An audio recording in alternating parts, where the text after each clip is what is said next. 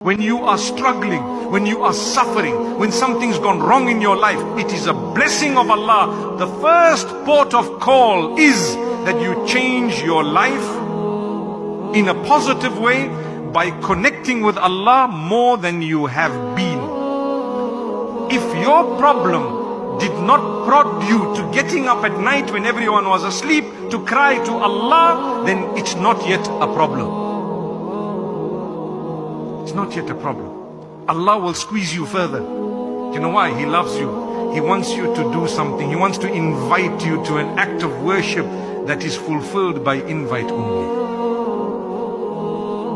That is tahajjud. Allah invites those whom He loves to that prayer. And sometimes the invitation is through squeezing you until you realize, I have to.